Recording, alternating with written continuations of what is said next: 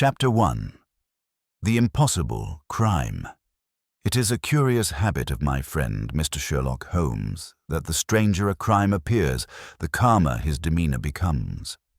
Where others see confusion, he sees the beginning of a pattern.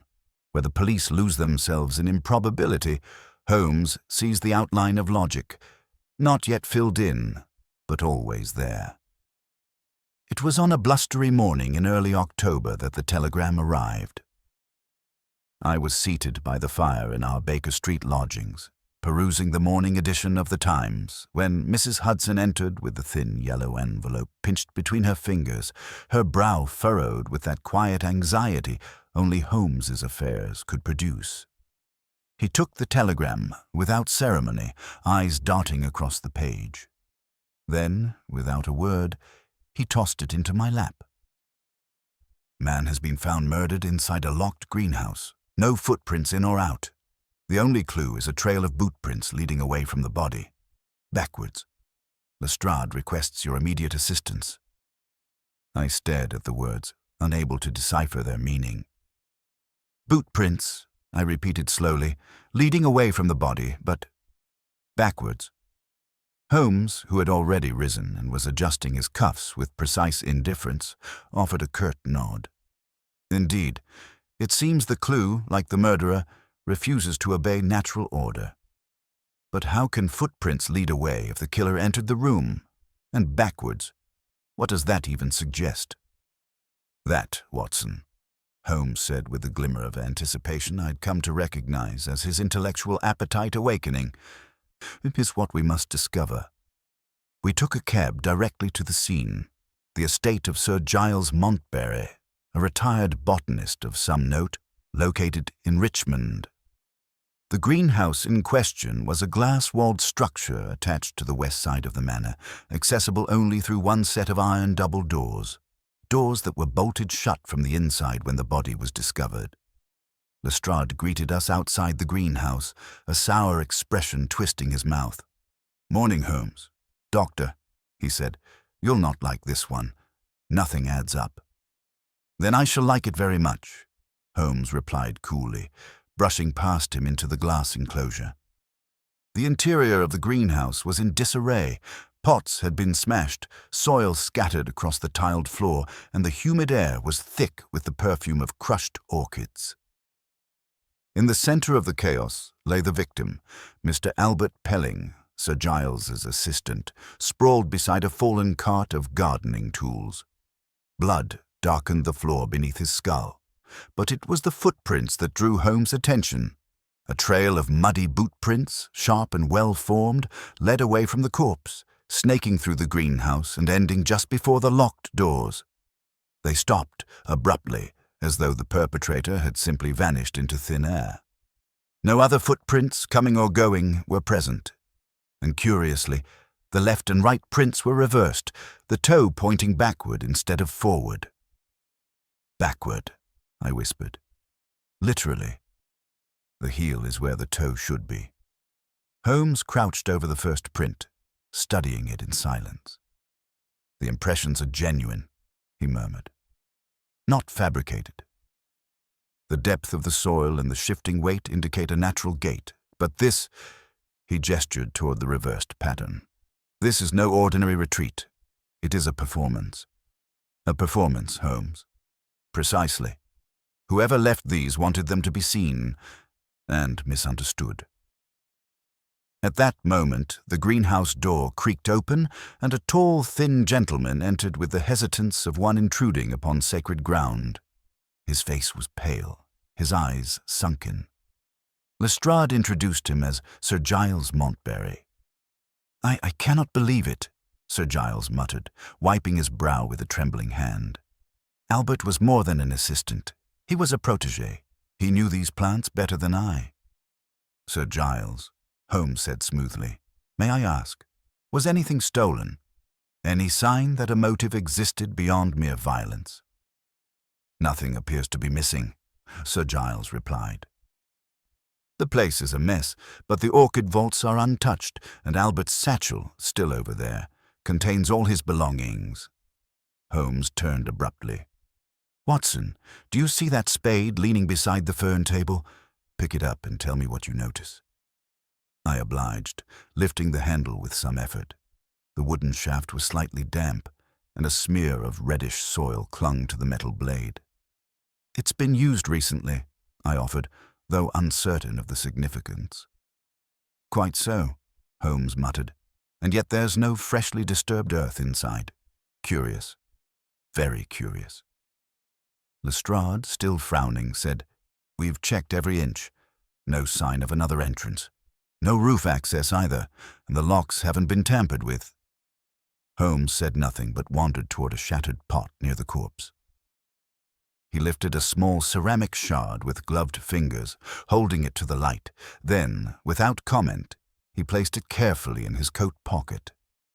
Finally, he turned to Lestrade. Inspector, have you interviewed the household staff? Of course, all accounted for, and the estate grounds are walled in.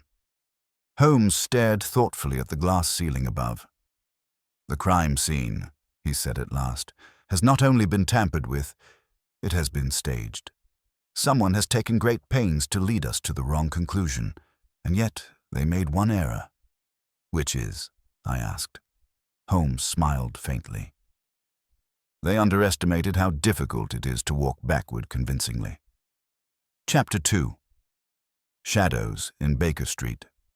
We returned to Baker Street that evening with the damp scent of orchids still lingering in our clothes and the image of those backward footprints stubbornly fixed in my mind.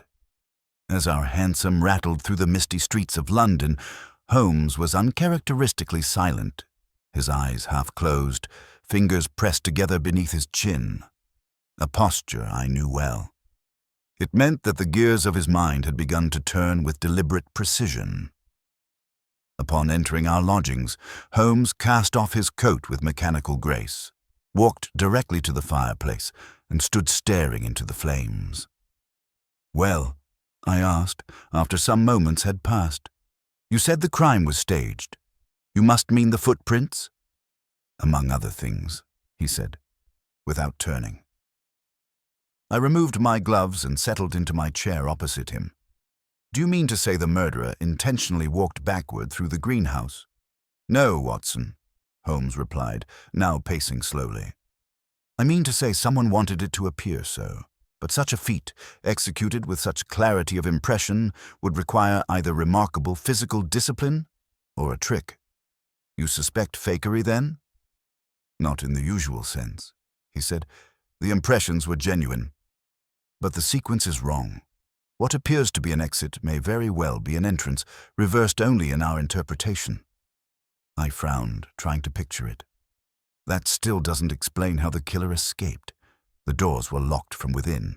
The staff was accounted for, no access through the roof or glass. Holmes paused, then walked over to his desk. He unlocked the top drawer and removed a small wooden box. From within, he produced the shard of pottery he had taken from the greenhouse floor. He laid it gently on a clean handkerchief atop the desk, and then used his lens to examine its jagged edge. Watson, he said softly, do you recall what Sir Giles claimed about the greenhouse inventory? He said nothing was missing. Indeed, and yet. Holmes tilted the shard toward me. Do you see this? This dull, reddish line along the inside. It's not soil, it's paint, a very specific hue of red. I leaned closer. Red paint? What does that suggest? Holmes did not answer directly. Instead, he turned and gestured to the globe beside our bookcase. Imagine, if you will, that this room represents the greenhouse, a sealed structure with one visible exit, yes?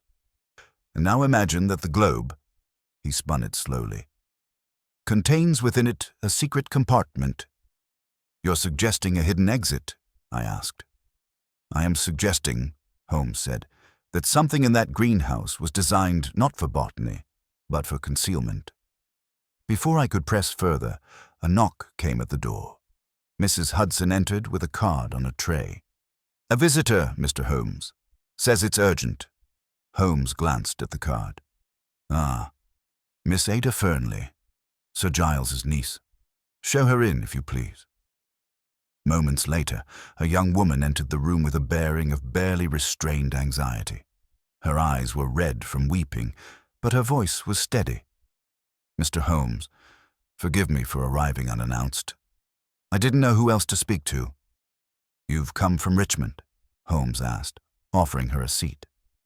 "Yes, She hesitated, glancing toward me. "You may speak freely," Holmes assured her. "Dr. Watson is a man of discretion." She nodded.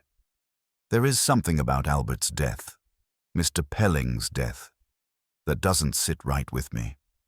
My uncle says it was a robbery gone wrong, but nothing was taken. And Albert, he was worried in the weeks before." "Worried about what?" I asked. "About Sir Giles," she said, lowering her voice. "He was behaving oddly, locking himself in the greenhouse for hours, forbidding Albert from entering certain sections. He even removed Albert from the orchid vault rotation. It upset him terribly." Holmes leaned forward. "Did your uncle mention any recent visitors?" She hesitated. "A man came 3 days ago, tall, with a limp and thick white eyebrows. He said he was from the Royal Botanical Society, but I overheard him threatening my uncle. Something about unfinished business in Tangiers. After that, Uncle Giles seemed terrified." Holmes's eyes glinted. "And you've told the police none of this?" "I was afraid," she admitted. "But when I heard you were taking the case, I thought you should know." "You were quite right to come," Holmes said. "You've added more to this puzzle than you realize." She stood. "Will you find who did this?"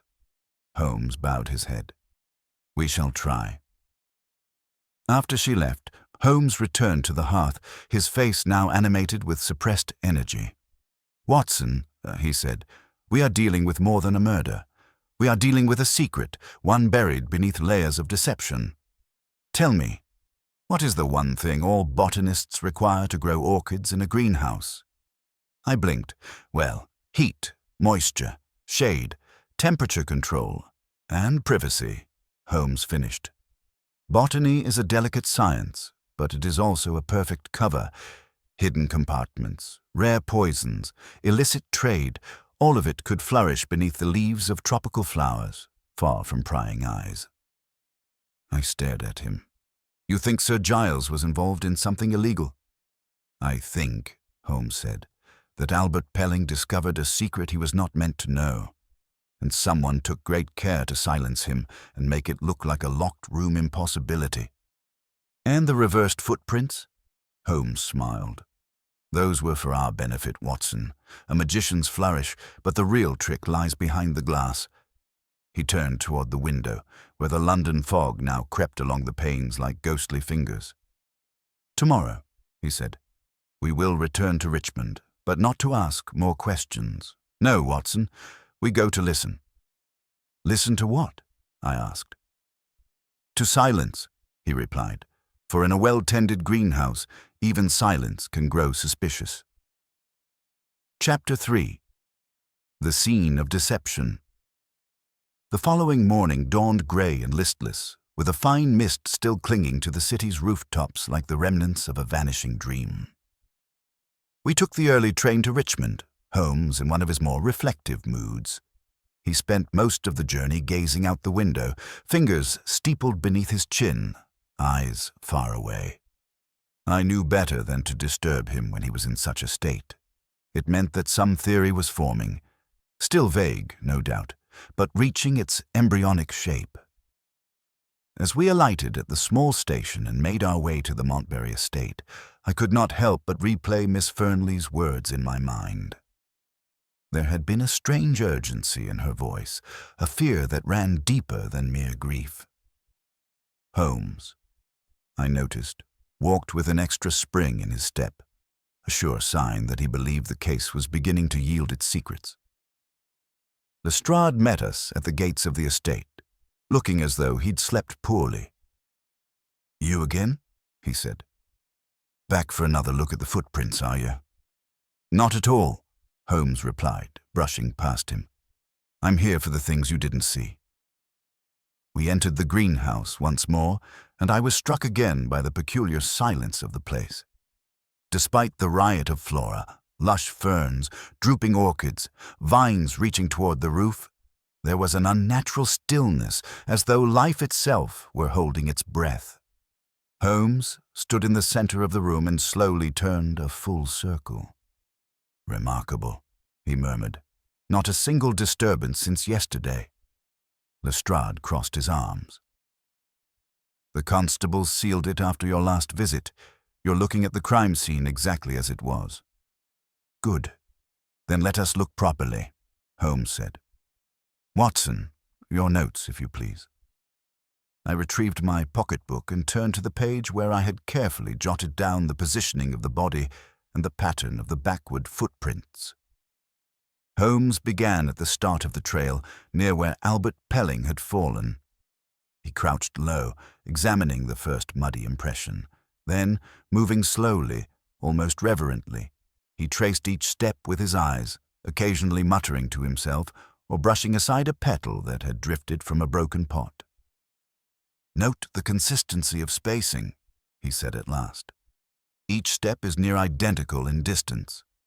A perfect march backward. Too perfect." "You're suggesting they weren't made by a person walking backward?" I asked.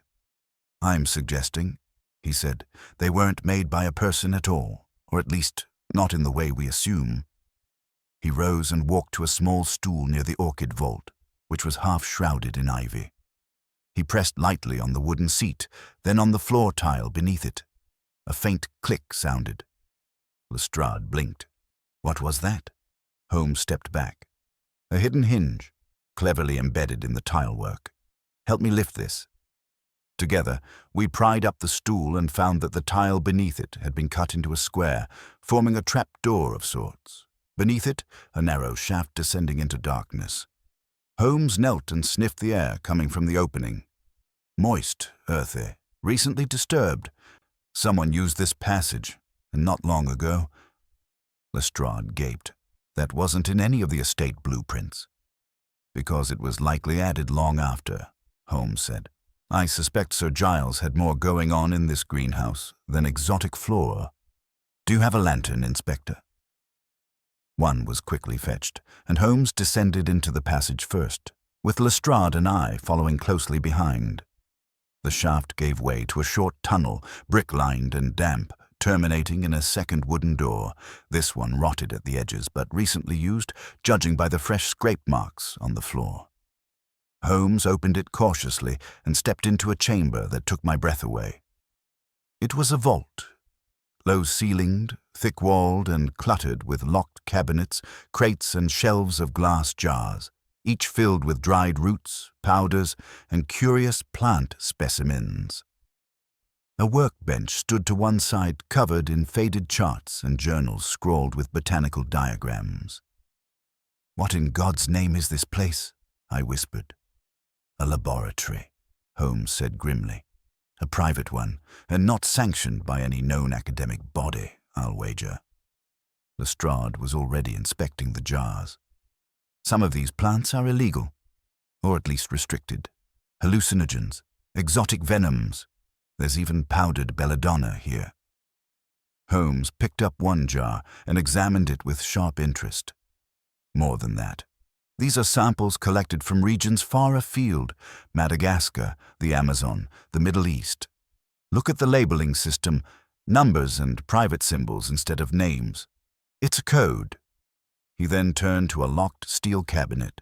With a few deft motions of his pocket knife, he pried it open and withdrew a bundle of correspondence bound in waxed twine. He read silently for a long moment, then passed one of the letters to me. The handwriting was precise, the ink fresh. G. "The transaction is not complete until the sample proves viable. Do not attempt another shipment until I receive confirmation. Our buyers in Tangiers are growing impatient. You promised results. L." "L?" I asked. Holmes's expression darkened. "Possibly the man with the limp Miss Fernley mentioned. Whoever he is, he's no mere botanist. This letter reeks of black market dealings." Lestrade sighed. So Pelling found this place. What then? Confronted Montbarry and got himself killed for it? Holmes remained silent for a moment, then shook his head. No, Inspector. The murder was too contrived for that. If Sir Giles had acted in panic, we'd see signs of a struggle. But the scene was staged. Deliberately. Intelligently. That suggests planning. A third party. A partner?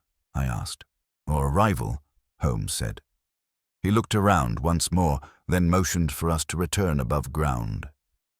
Back in the greenhouse, the air felt heavier somehow, thick with implications. Holmes turned to Lestrade. Say nothing of this chamber for now. Not to Sir Giles, not to Scotland Yard. Let the murderer believe their secret is still safe. I need one more visit to the conservatory records. Lestrade frowned. You think the answer lies in a logbook? I think the names may lie there. And names, Inspector, are more dangerous than any venom. Chapter 4. The Gathering of Suspects. Later that afternoon, as the October sun struggled to pierce through a canopy of rolling clouds, we found ourselves seated once more in the formal drawing room of the Montbarry estate. Holmes had requested, through Lestrade, that all those residing or working within the household be gathered for a preliminary interview, each a piece of a larger puzzle he had already begun assembling in his mind. Sir Giles Montbarry entered first, his gait stiff, his expression drawn tight across his aging features. Holmes motioned for him to sit, but said nothing at first, simply studying him with that disconcerting stillness that often unsettled even the most composed men. I've cooperated fully, Mr. Holmes, Sir Giles said at last, his voice more brittle than before. Is this truly necessary? Necessary, Holmes replied, is a word that takes on special meaning when a man has been murdered on your property under impossible circumstances. Sir Giles flinched. Next came Miss Ada Fernley, the niece, whom we had already met. She entered quietly, gave Holmes a faint nod of recognition, and sat near the window, avoiding her uncle's gaze. Behind her was a young man with tousled brown hair and ink-stained fingers. Lestrade introduced him as Mr. Lionel Cray, the estate's bookkeeper and part-time archivist, a nervous sort who clutched a thick ledger to his chest like a shield. Following Cray was Mrs. Bletchley, the head housekeeper, a woman of formidable build and a hawkish gaze. Her hair was pulled back so tightly it seemed to tug at the corners of her eyes, and her stare missed nothing. The last was Mr. Merryweather, the estate gardener, who appeared nearly as weathered as the gnarled oak trees lining the drive.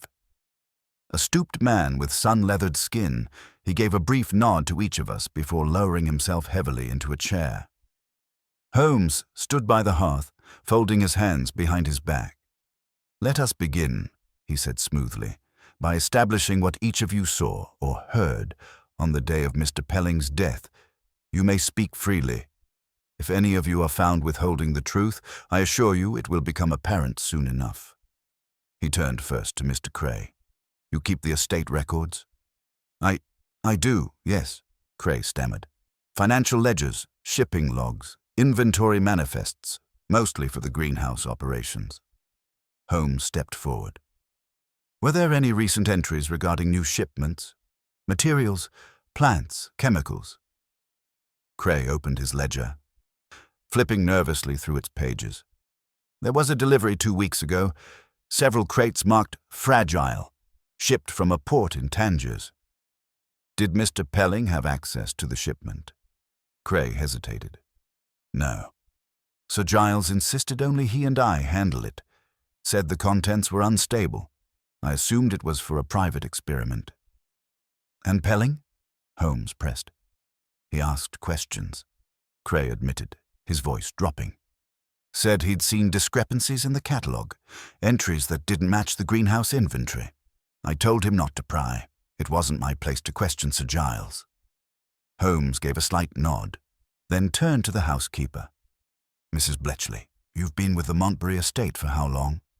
23 years, sir, she said crisply. and I've seen many young lads come and go. Albert Pelling was a good boy, polite. Too curious for his own good. You say that like it was a flaw. It is in houses like this, she said, her tone hardening. Curiosity opens the wrong doors. Holmes regarded her thoughtfully. Were you in the house during the incident? In the kitchen, with 2 scullery maids. We heard nothing until Sir Giles began shouting. When we reached the greenhouse door, it was locked. He had to open it from within. And what was Sir Giles doing inside? He said he found Albert already dead. Said he was in shock. Holmes' gaze shifted to Sir Giles, but he said nothing yet. Instead, he addressed Merryweather. You tend the greenhouse. For 20 years, Merryweather croaked. But lately it's not been my place. Sir Giles started locking it. Wouldn't let me near the orchid vault. Why? Claims it was to prevent contamination. But I knew better. I saw strangers, foreigners, visit at odd hours. Always the same one. Limp, thick white brows. Never gave his name. Did Albert ever speak to you about this? Holmes asked. The old gardener's eyes narrowed. Once. Said he thought something bad was growing in there. Not a plant. A silence fell over the room. Holmes moved toward the fireplace, then turned at last to Sir Giles. I believe you owe us an explanation, he said, his voice quiet but firm. You locked that greenhouse from the inside. You were the first to find the body, and according to at least 3 people, you had secrets down there you were desperate to keep. Sir Giles rose unsteadily. This is outrageous. I've done nothing criminal. My work, my research, was experimental, yes, but legal. Then you won't object, Holmes said. If we examine the personal correspondence you kept locked in the sub-vault below. Sir Giles froze. His eyes darted toward Cray, then to Ada. That vault was not for Albert. He had no business down there. If he broke in, then... Then what? Holmes asked quietly. Sir Giles sat down, suddenly deflated. I warned him, told him to leave it alone, but he kept digging. That morning I found him in the vault. He had forced the cabinet, read the letters. When he saw me, he tried to run, stumbled against a shelf, fell, hit his head. You're saying it was an accident? Lestrade asked, incredulous. I panicked, Sir Giles admitted. I locked the door. I tried to think. But the scene looked so suspicious. So I arranged the prints. I thought, if it looked impossible, they'd never suspect me. But you didn't kill him? I asked. No, he said, his voice cracking, but I hid the truth. That is my crime. Holmes stood very still for several seconds. Then he turned, almost casually, to Lestrade. Well, Inspector? Lestrade exhaled through his nose. It's not murder, but tampering with a corpse, obstructing justice, concealing illegal imports. We've got enough to hold him. Sir Giles lowered his face into his hands. Holmes, however, looked far from satisfied. He turned to the others, eyes lingering a moment longer on Ada Fernley, whose gaze never left her uncle. I'll want a word with Miss Fernley and Mr. Cray, alone, before we leave, Holmes said. Why them? I asked, once we stepped into the corridor. Because, Watson, he replied, Sir Giles was lying, but not about the death. I stared at him. Then what? Holmes' eyes glittered. About being alone in that greenhouse. Chapter 5. Whispers in the Fog. The carriage clattered through the rain-slicked cobblestones of Whitby Lane, mist swirling around its wheels like ghosts reluctant to part with the earth. Inside, Holmes sat back against the cushioned seat, his sharp profile cast in shadow beneath the flickering lantern. Watson sat opposite, arms folded, concern furrowing his brow. You've been uncommonly quiet, Watson said, his voice low beneath the clatter. Ever since the alley, your mind's been elsewhere. Holmes's eyes didn't move from the window, where fog danced past like threads of secrets unraveling. It's a strange sort of murder, Watson. A girl was strangled in a closed room. No signs of forced entry, no scream heard, no neighbors awakened. And yet, he turned his gaze to Watson. She tried to write something, 3 marks, a last message perhaps, or a code. Watson nodded slowly. But you don't believe it was simply her name? I believe nothing yet, Holmes said sharply, then softened. But I do observe, and what I observed was not desperation, but deliberation. The strokes were not jagged, not the panicked scrawl of a dying hand. They were careful, as though she was trying to say something with precision. The carriage jolted to a stop. The driver's muffled shout followed. Whitby Street, as asked. Holmes opened the door and stepped into the thick fog. The air was cold and damp, seeping into his coat. Watson followed, clutching his cane with the instinct of a soldier trained for surprises. Whitby Street was lined with tall, narrow houses, their windows shuttered against the chill. Most were dim, save for number 47. A flicker of orange light danced in its parlor window. Holmes climbed the steps and rapped sharply. A maid answered, her face pale, eyes red-rimmed. "You sent for us," Holmes said gently. "Miss Greta's housekeeper, yes?" "Yes, sir. Eliza. Please, come in." They stepped into a narrow corridor, the floor scrubbed clean, but the air held the heavy scent of grief. Eliza led them into the drawing room, where a fire crackled low in the grate. On the mantel was a small photograph in a brass frame. Greta, eyes bright, smiling beside another young woman, darker-haired, equally striking. Holmes walked directly to it. "Who is this beside her?" Eliza swallowed. "Her cousin, Miss Amelia Carr. I live in Hampstead now. They were as close as sisters. Spent years in the same finishing school." "And have you sent word to her of Miss Greta's passing?" "Yes, sir. A telegram this morning. She sent a reply, said she'd come by the evening train." Holmes set the frame down gently. "Good. And tell me, was there any gentleman caller? Anyone Miss Greta spoke of often? A suitor, perhaps?" Eliza looked hesitant, then nodded. "There was a man. Mr. Rafe Denbury, a lawyer's son. Handsome, but strange. Moody. Miss Greta was fond of him once, but they quarreled. Last month she told me she didn't want to see him again. Said he frightened her." Holmes's eyes narrowed. "Did she say how?" "Not exactly, but she looked pale when she spoke of him. As if she'd seen something that made her doubt everything." Holmes nodded and scribbled the name in his notebook. "Rafe Denbury. I'll need his address." As Eliza fetched it, Watson leaned close. "You think Denbury could be the one?"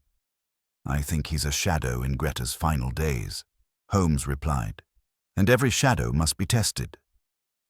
Eliza returned with a card, and Holmes slipped it into his coat. "One last question," he said. "What about the day before the murder? Anything unusual?" The maid hesitated. "Well, Miss Greta received a package. Small, wrapped in oilskin, no return address. She took it to her room and locked the door for hours after. When she came out, her hands were trembling." Holmes stiffened. "And what became of the package?" I never saw it again." Holmes turned to Watson, voice low. "That's our second thread." They left soon after, stepping back into the dense fog. Holmes's strides were swift. "We go to Denbury first. I want to see the kind of man who can leave tremors in a young woman's hands and not leave a mark on her skin." Denbury's flat lay off Sloane Square, a neat row of townhouses where ambition wore starched collars. They arrived just past 6. A butler opened the door, inspecting them with suspicion until Holmes flashed his card. "We're here regarding Greta Hollins." The man flinched. "Oh. You'd best speak to Mr. Denbury in person. He's in the library." The room was dim, heavy with books and cigar smoke. Denbury stood near the window, tall, lean, and dressed impeccably. His eyes, dark and sunken, held none of the warmth one would expect at the mention of a lost love. "Mr. Holmes," he said with cool civility, "I heard. Terrible news. Though we'd drifted apart." "Yes, we heard. You frightened her." Denbury's brows twitched. "I beg your pardon." Holmes stepped forward. "Miss Hollins was afraid of you, and shortly before her death she received a package that left her visibly shaken. Did you send it?" Denbury blinked, something flickering in his eyes. "No, I didn't. But you know what it was." Silence. Holmes's tone hardened. "A girl is dead, sir. Whatever secrets lie behind your lips may be damning by their silence." Denbury sighed and moved to a drawer. He removed a thin envelope. "This arrived for me the same day. No return mark. Inside, a photo. Greta, seated beside a mirror. But in the mirror—" He hesitated, then handed it over. Holmes studied it. The photograph showed Greta, smiling uneasily, and behind her, in the reflection, a face. Blurred, male, with unmistakable malice. Watson stepped back. "Good God, it's not real," Denbury said hoarsely. "A trick. Someone playing games. Greta called me that night. Told me she'd received something too. Said it was part of a cruel puzzle. I told her to go to the police. She never did." Holmes turned the photo over. 3 dots had been inked on the back, arranged in a triangle. Watson exhaled. The same symbol Greta wrote before she died. Holmes stared into the firelight. This puzzle grows darker by the hour. Chapter 6. The Signal from Baker Street. The morning fog lay thick over London, rolling in sluggish waves across the city's rooftops like a living veil of silence. Sherlock Holmes sat by the hearth, his violin silent beside him, his eyes half-closed yet unseeing. A smouldering pipe dangled from his lip, and the fire crackled softly as if whispering secrets from the night before. Beside him, I adjusted my cuffs and closed the newspaper I had only pretended to read. I knew Holmes was thinking, calculating. The events of the past 2 days had not merely intrigued him, they had unsettled him. "Watson," he said abruptly, "we are being watched." I turned instinctively toward the window, half expecting to see a dark figure on the street below, but there was no one. "Not from there," Holmes murmured, waving his hand vaguely toward the window. "Not physically, intellectually. The game, my dear friend, is no longer confined to the board. Our adversary is watching our moves and reacting accordingly." "You mean the killer?" Holmes nodded. "Or the killer's master. I believe we are caught in a web, Watson, and whoever spun it has accounted for our every step."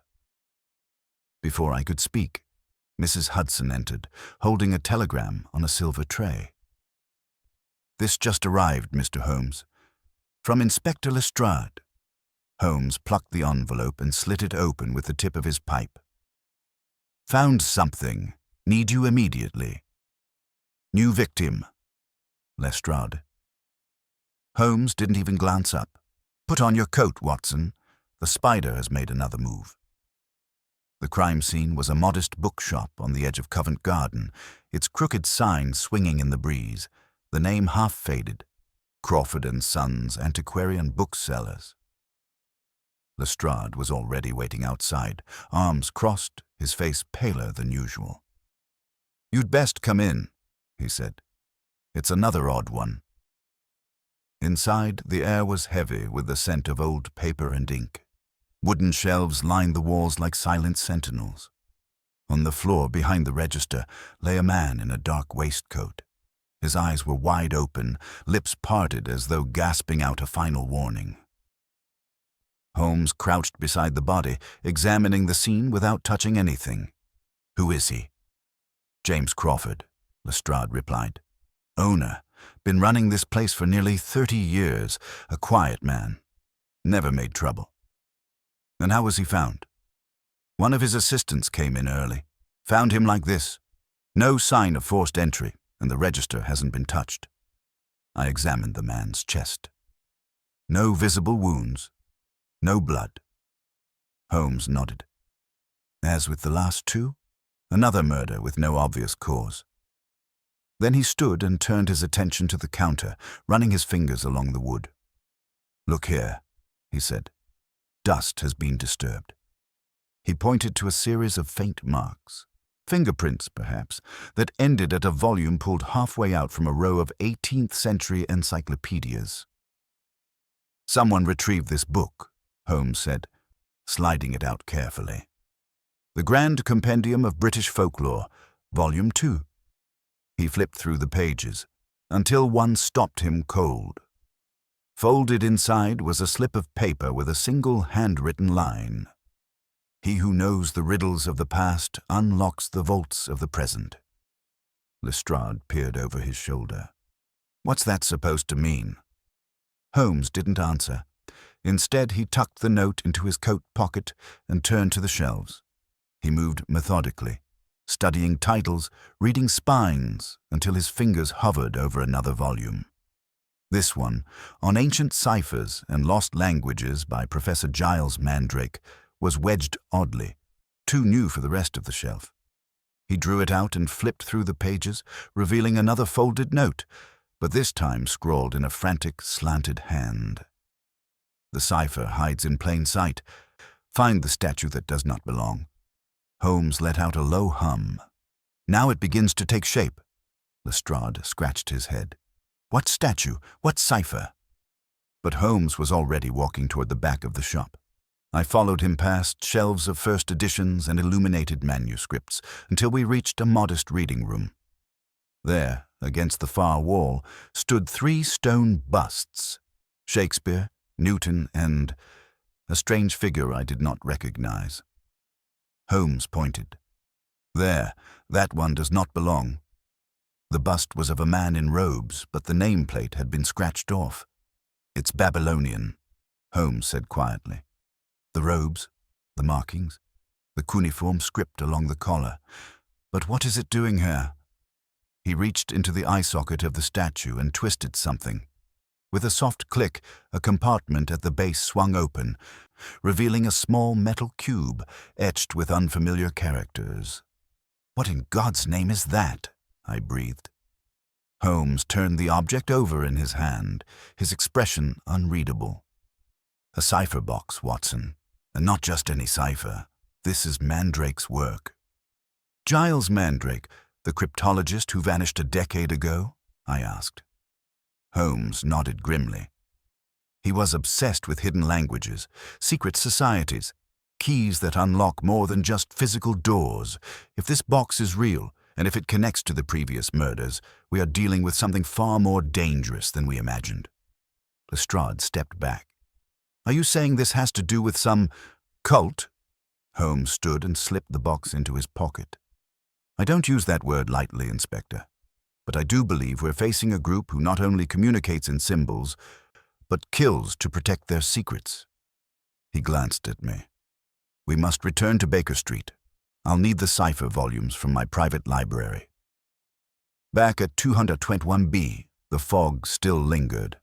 Holmes cleared the table and spread out everything: the notes from the murder scenes, the mysterious cube, and his reference texts. As I watched, he traced the patterns on the cube and then stopped. "There. This sequence here. 4 vertical lines, then a break. It's mirrored in the margin of the folklore book." He opened the volume again. On the inside cover, someone had scribbled a barely visible string of lines and dots.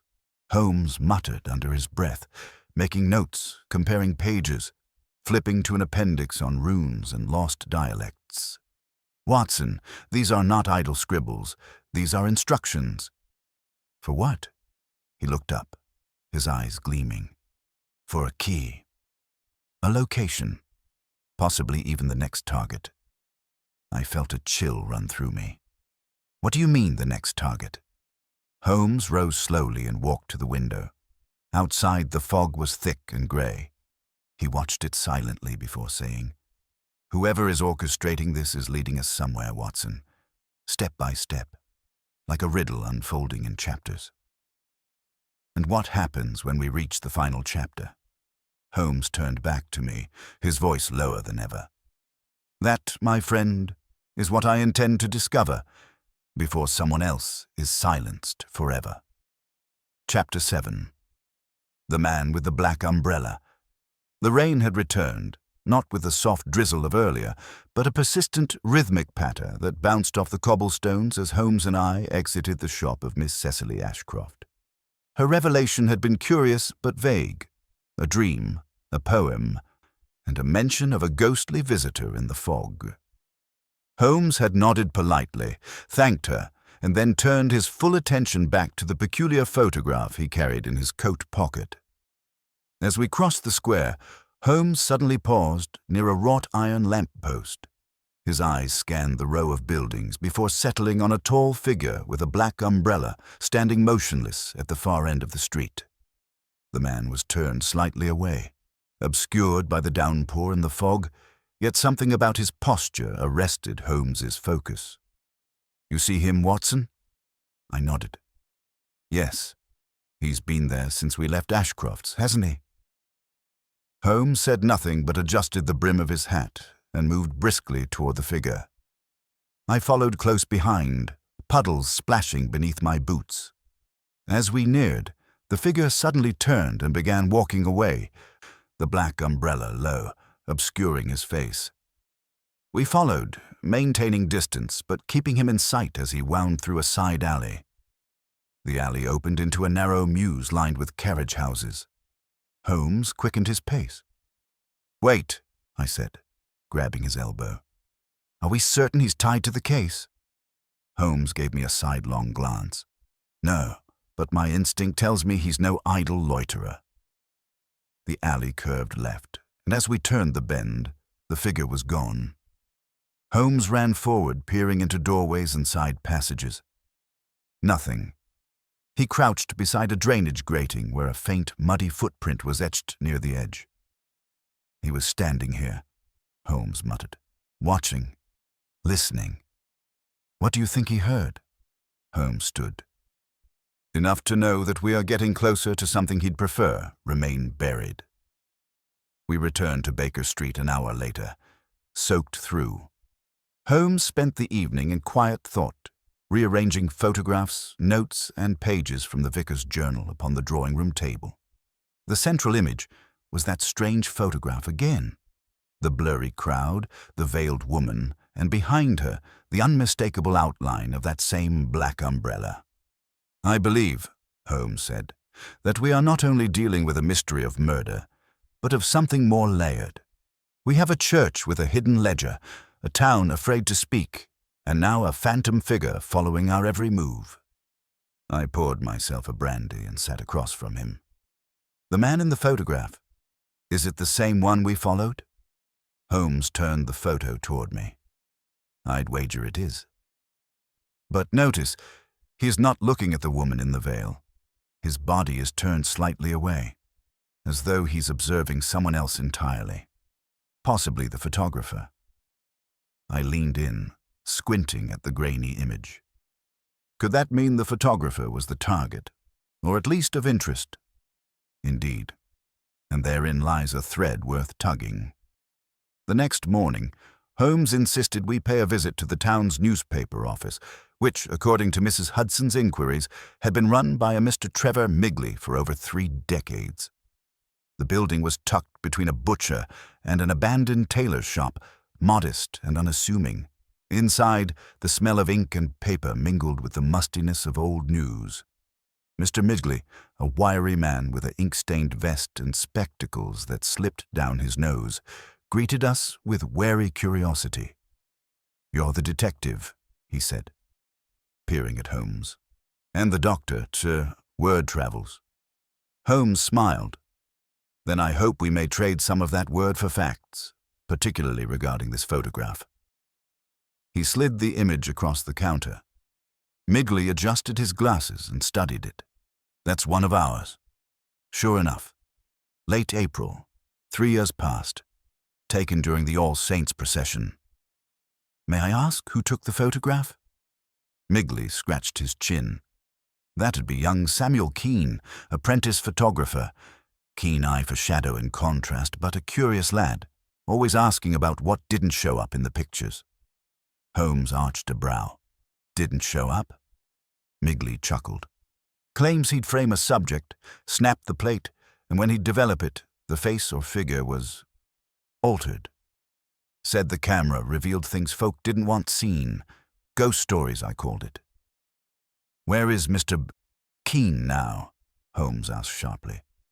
Migley's face fell. Vanished 2 years ago, left his equipment behind. No note, just gone. Holmes's fingers drummed on the counter. And his negatives? In the archives.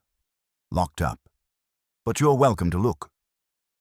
He led us down a narrow stairwell into a basement of shelves, each groaning under the weight of decades of local history. Holmes sifted through carefully labeled boxes, pulling out old plates and peering at them under the light of a brass desk lamp. It was the third drawer that yielded gold. "Watson," Holmes said, handing me a developed print. It was a wider frame of the same scene from the original photograph. But this one included more of the square, and most notably, a man at the corner of the frame holding a black umbrella. His face was faint, blurred by movement, but his posture, his outline, was unmistakable. "Same man," I whispered. Holmes nodded. "But here's the curious part. Look at the church bell tower in the background." I did, and blinked. There, near the base of the tower, stood a second figure. Hooded, cloaked, watching the procession from afar. Holmes flipped the photograph. On the back in faint pencil were the words, "He doesn't belong here." Neither of them do. "I believe," Holmes said slowly, "that young Mr. Keene discovered more than a strange photo. I believe he uncovered a secret, one that someone, perhaps more than one, was willing to bury." As we ascended from the archive, a sudden crash shattered the calm. Glass from the front window spilled inward. Migley shouted in alarm. Outside, just visible through the broken window pane, a black umbrella floated down into the street. Holmes turned to me with a grim smile. "It seems, Watson, we are not only being watched, but warned." Chapter 8. The whisper in the mirror. The storm outside had mellowed into a persistent drizzle, casting long silvery streaks against the windows of the manor. Holmes stood in the dim hallway outside the drawing room, his gaze fixed on the long, ornate mirror mounted on the wall. He wasn't admiring his reflection. He was studying the frame. "Watson," he said, voice low, "look closely. Do you notice the carving along the bottom edge?" I peered at it. "It's a vine motif, is it not?" "Yes, but here, this portion is slightly worn, as though handled often." He pressed his fingers into a small knot in the wood, and a soft click answered. A compartment opened within the wall behind the mirror, revealing a hidden recess no more than a foot wide. Inside it lay an old notebook bound in dark green leather. Holmes removed it and flipped through the pages. "Interesting. Most of these are scientific notations, chemical formulas, temperature controls. But look here, Watson. A diagram of the greenhouse layout with a red X marked under one of the planting beds. A hiding place? Precisely." Holmes snapped the notebook shut. "Come. Before the household wakes again, let's have a look." We ventured outside again, umbrellas shielding us from the drizzle as we made our way toward the greenhouse. The atmosphere had changed. It no longer felt like part of a garden, but like a tomb sheltering secrets beneath damp soil and glass. Inside, the air was thick with the scent of orchids and rotting moss. Holmes went directly to the indicated bed, brushing aside a few flower pots. Beneath the soil, buried shallowly, we discovered a long tin box sealed with wax. With delicate precision, Holmes cracked it open. Inside lay a bundle of papers, each yellowed with age. Some bore correspondence between Lady Loxley and an unknown recipient signed simply as E. Another was a list of dates, several of which matched important political deaths or resignations in London's elite circle over the last 2 years. But the final sheet was the most curious. A note, unsigned. The mirror must be kept covered once the key has been used. If the image appears again, do not speak to it. Do not write in the book. Do not answer its riddles. Holmes stared at it in silence for several moments. I broke the quiet. Is this a joke? A ghost story meant to throw someone off track? No, Holmes replied, voice grave. It's a warning. And I believe whoever wrote this was not superstitious, but frightened by something tangible. Before I could question further, a noise echoed from the main house, a scream. We bolted from the greenhouse and rushed inside. In the parlor stood Miss Lydia, pale as a wax figure, trembling. In the mirror, she whispered, I saw my brother, Charles. He's dead, and yet he was standing behind me. His mouth was moving, but no sound came out. Lady Locksley appeared moments later, frantic. What is going on? I told her not to go near the mirror at night. Holmes's eyes narrowed. You warned her not to approach it? Why? Because. She hesitated, then sighed. Because my husband was convinced it was cursed. He said it was a relic from the Abbé de Saint-Amand, brought over generations ago. There are stories of reflections acting on their own, of people going mad after speaking to them. Lydia sobbed quietly in the corner. Holmes turned to her, gentle but focused. Miss Lydia, did your brother ever mention hearing voices or seeing things before he died? She nodded. Yes, a week before. He told me he thought the mirror was showing him things that hadn't happened yet. Horrible things. He even said it told him a secret about the family, that father wasn't really the rightful heir to the Locksley estate. He was obsessed. Holmes looked thoughtful, tapping a finger against his lips. Lady Locksley, has anything been altered in that room since Charles's death? Nothing except the sheet we now keep over the mirror. I couldn't bear to see it anymore. Holmes moved quickly toward the drawing room, and we followed. He entered and turned the gas lamp up full, pulling the heavy cloth off the mirror. There was nothing supernatural in the glass, but it was unsettling all the same. Something in the silvering of it warped the depth. One could feel it staring back. Holmes crouched, examining the back panel of the mirror. With a delicate tap from his cane, he dislodged another small panel, and from within fell a cylinder wrapped in velvet. It held a series of glass slides, microscopic slides. Watson, these markings, these are rare. Look, these aren't for a microscope. They're projection plates. For what purpose? For controlling optics in high-frequency light experiments. Someone was embedding subliminal images or instructions into the reflection, Watson, using the mirror to induce hallucinations, visions. It's not the mirror itself that was cursed. It was being used as a tool. A psychological weapon. Lady Locksley gasped. Are you saying Charles didn't go mad naturally? No, Holmes said. I believe Charles discovered what the mirror was being used for. Perhaps he confronted someone. Perhaps he planned to expose them, and for that he was silenced.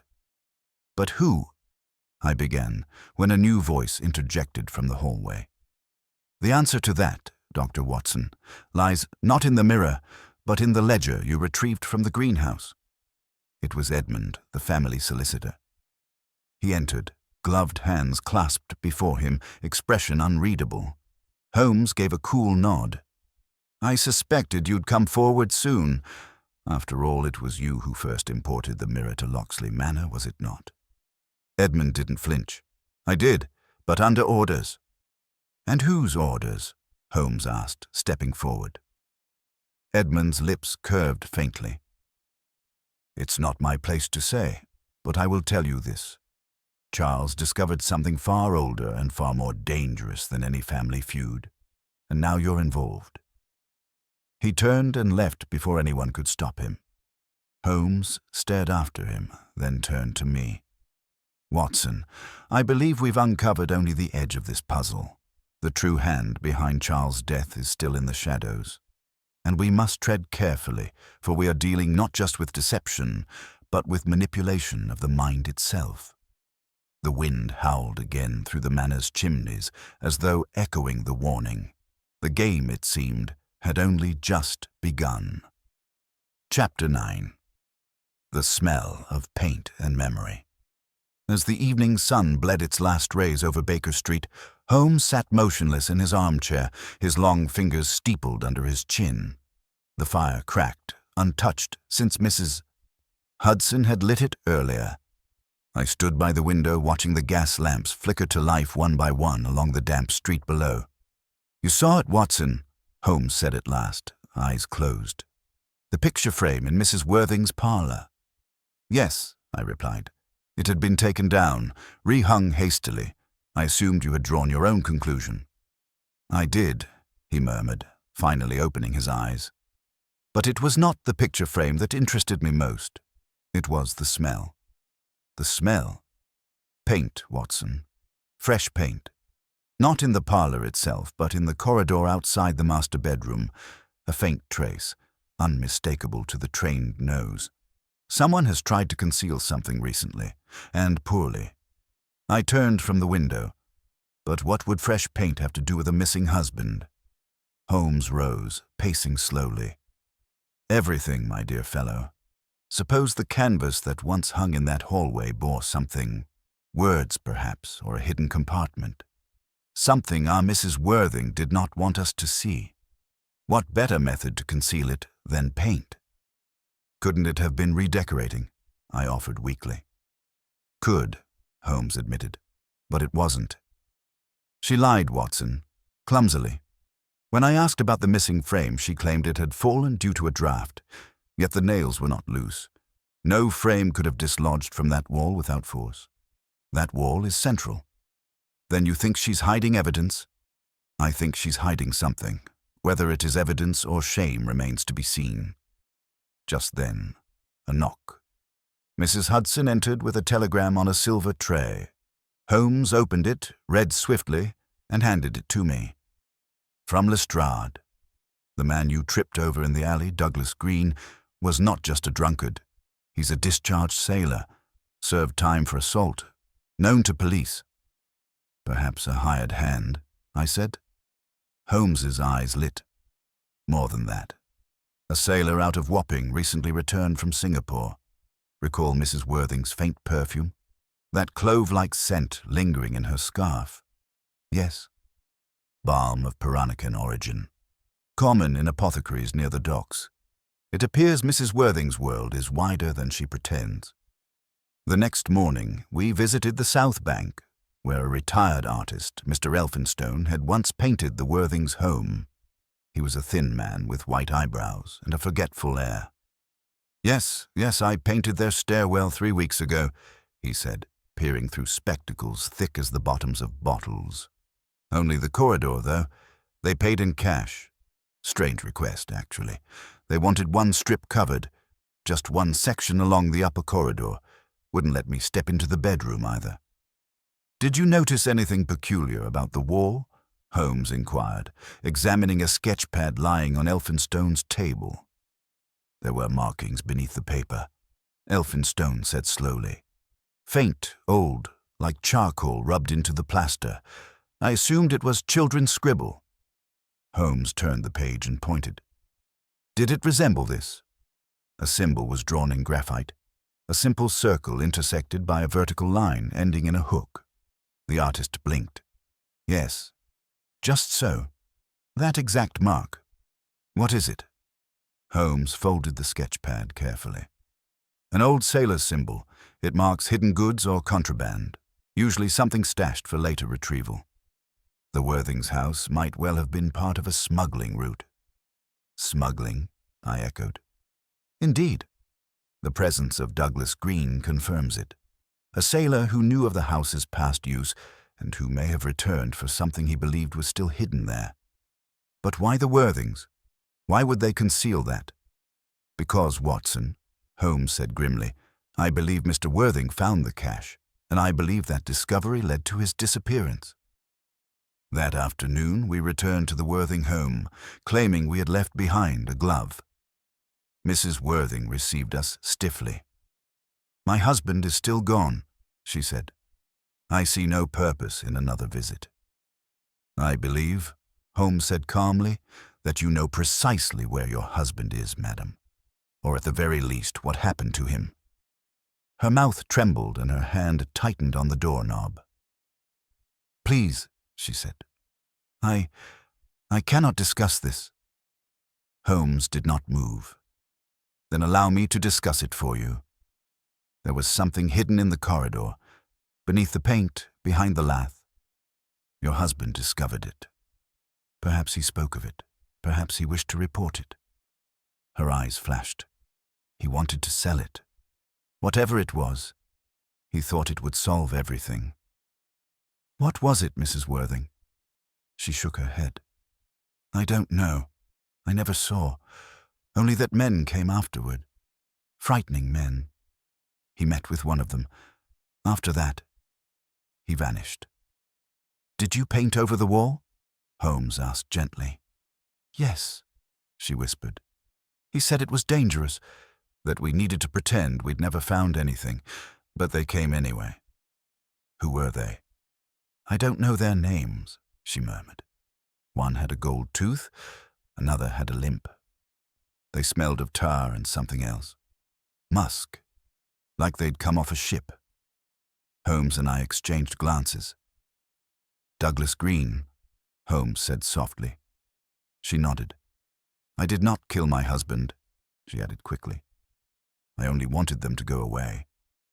"You may not have killed him, Mrs. Worthing," Holmes said, "but you are tangled in something far older and darker than lost husbands." That night, Holmes sat silent again, deep in thought. "Smugglers' codes, vanished husbands, frightened wives," I said. "It's more than a domestic quarrel now." "Much more," Holmes murmured. "We need to find what was hidden, and we need to find the one man who can tell us where it went. Douglas Green. And if he doesn't speak?" "Oh, he will," Holmes said, rising. "But first, we go to Wapping. I believe his past may be the key to this mystery." He turned to me with that familiar glint in his eye. "And Watson, bring your revolver." Chapter 10. The Gloved Whisper. Holmes leaned back in the armchair beside the fire, his fingertips pressed together in that contemplative steeple of his. Across from him sat Inspector Gregson, unusually silent, the weight of the case beginning to smother even his habitual confidence. "The glove," Holmes murmured. "It whispers, Gregson, not in sound, but in silence. It was not placed there by accident." Gregson frowned. "You think it was staged?" Holmes's eyes sparkled with a glint of excitement. "Oh, I'm sure of it. The blood-stained glove was not Lady Ellen's, it was her husband's, a man who, according to your own report, had no visible injuries. But it matched her size, didn't it?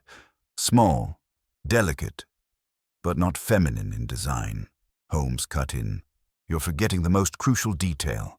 The glove bore no frill, no embroidery.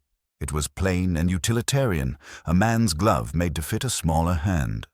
Perhaps Mr. Hargrave had unusually small hands, or perhaps it was a deliberate ploy." Watson, who had been scribbling notes until now, looked up. "Then you're implying that someone planted the glove to mislead?" "Exactly. And not just someone. Someone with an intimate knowledge of both victims." Gregson rubbed his temples. "This gets knottier by the minute. We still haven't uncovered who could have locked that chamber from the inside if neither Lady Ellen nor her husband did it."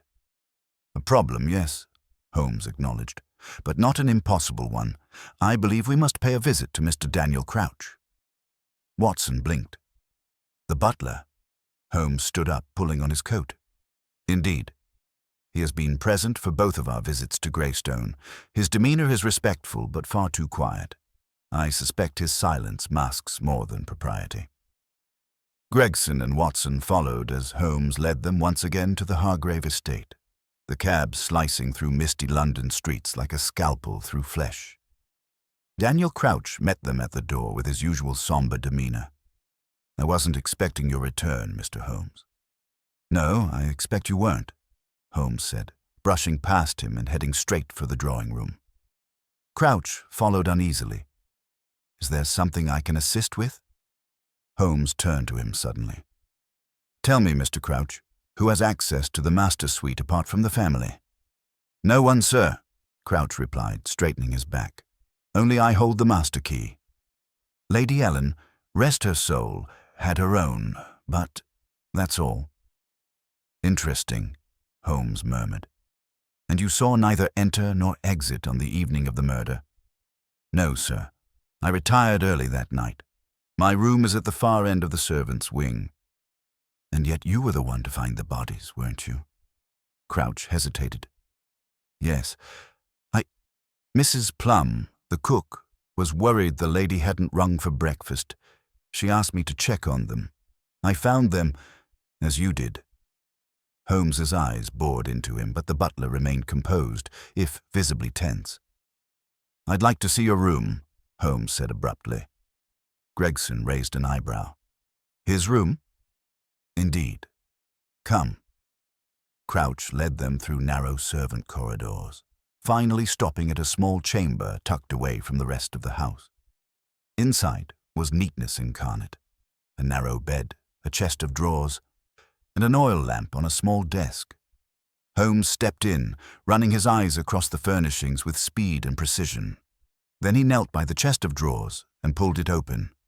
Inside, tucked beneath neatly folded shirts, was a velvet pouch. "Mr. Crouch," Holmes said calmly, "would you be so kind as to open this?" Crouch paled. "That's not mine. I've never—" Holmes opened the pouch himself. Inside was a small gold locket and a signet ring, both bearing the Hargrave crest. Gregson leaned in and let out a whistle. "Stolen from the study," he said. "I thought as much," Holmes replied. "It seems, Mr. Crouch, that you've been keeping souvenirs." The butler backed away, lips trembling. I didn't kill them, I swear. I saw the opportunity. After the police left, I thought no one would notice. They were always so careless with their belongings." "Then who did kill them?" Watson asked sharply. Crouch hesitated. "I don't know. Truly I don't, but I did hear something that night." Holmes narrowed his eyes. "Go on." "I heard footsteps, light ones, around midnight. I thought perhaps it was the mistress, going to fetch water. But the steps, they weren't hers. They were softer, hesitant. I peeked into the hallway but saw no one. Only, I thought I saw a shadow on the staircase." "A woman's shape?" Holmes asked. "No, sir, a man's." Holmes exchanged a glance with Watson. "This shadow, was it heading up or down the stairs?" "Up, sir, toward the master suite." Holmes was silent for a moment. "Thank you, Mr. Crouch. You may go, but I'd advise you not to leave the estate. Gregson." The inspector gave a reluctant nod. "We'll keep an eye on him." As the door to the butler's quarters closed, Holmes turned to Watson. "Someone else entered that chamber that night. Someone familiar with the layout. Someone trusted." Watson frowned. "Then the glove—" "Was a diversion. But there's something more, Watson. Something we've overlooked. The locked room, the missing blood on the killer. It doesn't fit. Unless—" Holmes's eyes lit up. "Watson, we must return to Baker Street immediately. I believe the next piece of the puzzle is waiting there." "Back to Baker Street?" Watson asked, puzzled. Holmes nodded. "Yes, and bring the glove with us. I suspect we've been handling it all wrong." And with that, they left the estate once again, leaving behind the whispering corridors of grey stone and the secrets still trapped within its walls. Chapter 11. The scent beneath the paint. The scent was the first thing to strike Holmes, an odd, cloying aroma that didn't belong in a guest house, certainly not one that had just undergone a fresh coat of paint. It hovered like a veil, faint but persistent, as though some noxious blossom had bloomed and then been swiftly buried. Holmes paused just beyond the door to the upper corridor. I followed closely, but he raised a gloved hand, bidding silence. The hallway was empty, lit dimly by an old gas sconce flickering near the stairwell. On either side, the bedroom doors were shut. Only one lay ajar, the room with the crimson floral wallpaper and the window that looked onto the courtyard. He stepped inside soundlessly. The room had the cold, unused air of a staged illusion. Everything was in place. The bed neatly made, the desk wiped clean, the basin gleaming. But Holmes walked straight to the skirting board behind the desk. There, a patch of paint flaked just enough to reveal older wood beneath. He reached into his coat and produced a slim knife. "Watson," he murmured, "recall Mrs. Dellington's words. The rooms were freshly painted just last week, but only this one emits that peculiar chemical tang. The others are devoid of it." He scraped gently, then stopped abruptly as a groove revealed itself. A faint seam in the wall, almost invisible but unmistakably intentional. "A concealed compartment," he muttered, eyes gleaming. He applied a touch more pressure with the blade, and the seam gave way with a soft click. A thin panel popped forward, revealing a hollow behind the wall. Tucked inside was a folded oilcloth bundle. Holmes unwrapped it carefully. Inside lay a silk scarf, crimson, embroidered at the corners, and smeared with something dark, dried, and unmistakably blood. I felt my pulse quicken. Holmes remained composed. He held the scarf to the light, inspecting the weave. "This is not a trinket discarded lightly. The embroidery bears an Eastern European motif, Serbian or Romanian, I would wager. See the hand stitching?" "And the blood?" I asked. He nodded grimly. "Not old, Watson. A week, perhaps less." He replaced the cloth in its wrapper and pocketed it. "We must speak to Mrs. Dellington again," he said. We descended the stairs as light footsteps echoed from the direction of the courtyard. Mrs. Dellington emerged, holding a kettle in one hand and a look of polite surprise. "Mr. Holmes, Doctor, you startled me. Did you find what you were looking for?" "On the contrary," Holmes said gently, "I believe what I found was what someone hoped no one would discover." Her smile froze. I beg your pardon?" "This house was not painted for the sake of appearance," Holmes continued. "It was painted to mask a smell, blood to be precise, and only one room required that disguise." Mrs. Dellington's hands trembled slightly as she set the kettle on the foyer table. I don't know what you mean." "You had a guest here not long ago," Holmes pressed, voice firm but not unkind. "One who never signed the register, one who was never meant to be remembered." She hesitated. Then she whispered, "She arrived at dusk, a week ago. Quiet girl. Foreign, maybe Hungarian. She gave no name. Paid in cash. Said she'd only stay the night." Holmes's voice softened. "And?" "She never left. At least, I never saw her go." Holmes exchanged a glance with me. "I heard a man come later that night," Mrs. Dellington continued. "He knocked once. Then again louder. I didn't see him, but I heard voices, muffled, urgent, and then nothing." "And the next morning?" I asked. "Her room was empty, but there was blood on the curtain. I was terrified.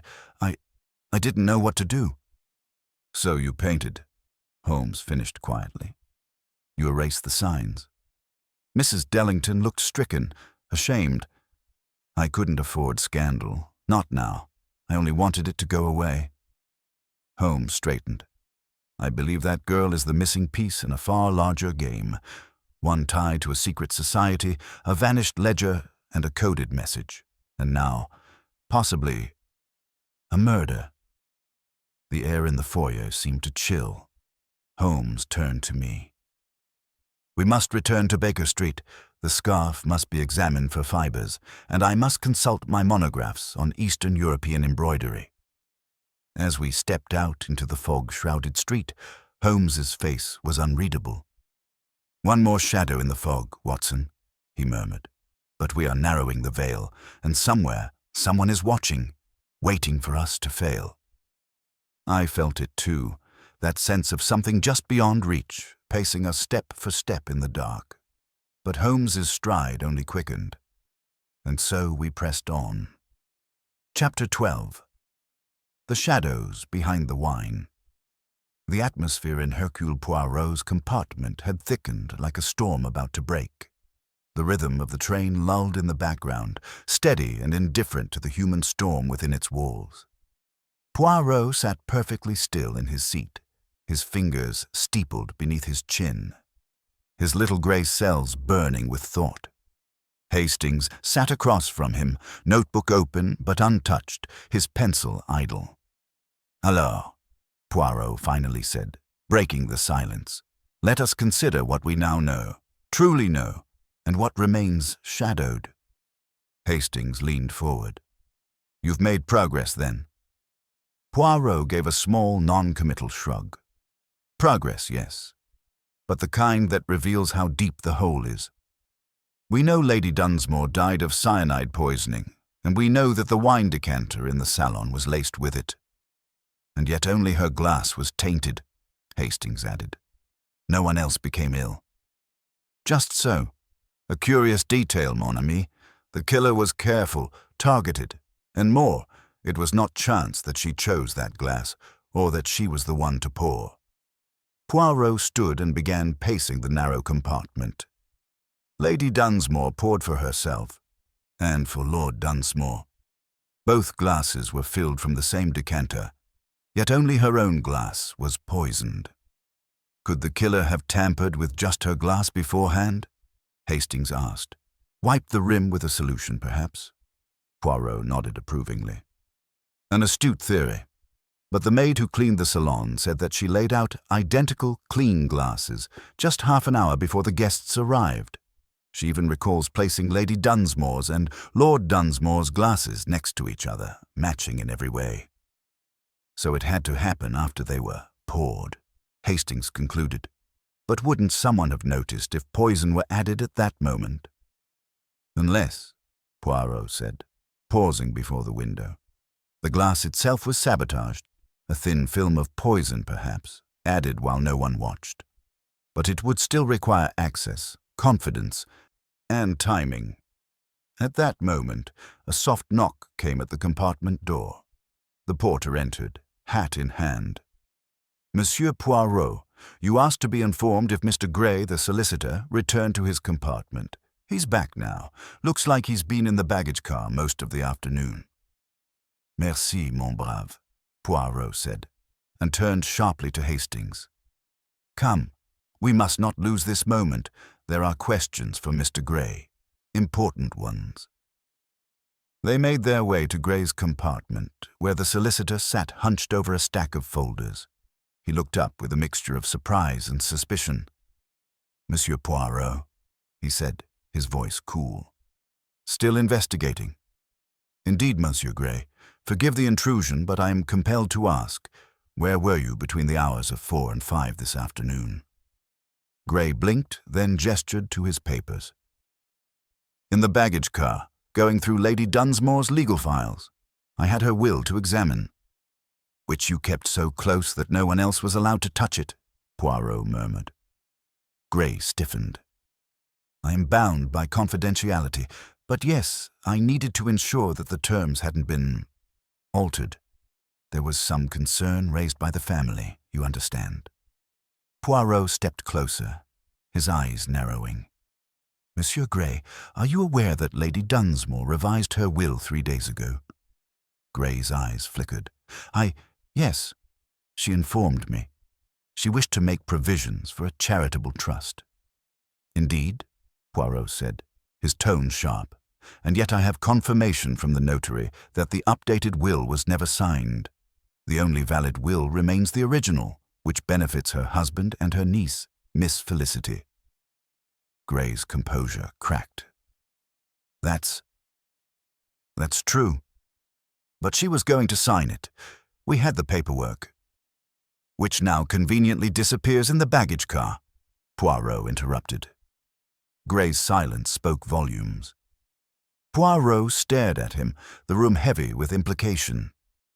Then suddenly, Gray leaned forward, eyes burning with intensity. You think I did it? That I, what? Poisoned her wine over a will? Don't be absurd. I'm the one who tried to get her to sign the new version. I was trying to ensure her wishes were honored, not thwart them. Poirot watched him a moment longer, then turned to Hastings. Come. We have what we need. As they left the room, Hastings whispered, Do you believe him? Partly, Poirot replied. But he has told us something far more valuable, Lady Dunsmore's intentions. She sought to change her legacy. Someone new. Someone with much to lose. The sky outside had darkened to twilight. The train rattled on, indifferent. Inside, Hercule Poirot's mind worked faster than the wheels beneath his feet. The end, he sensed, was near, and it was not the solicitor who stood at its center. Chapter 13. Whispers beneath the fog. The carriage rattled down the cobbled lane, its wooden wheels cutting through the early evening mist that clung like a veil over the moor.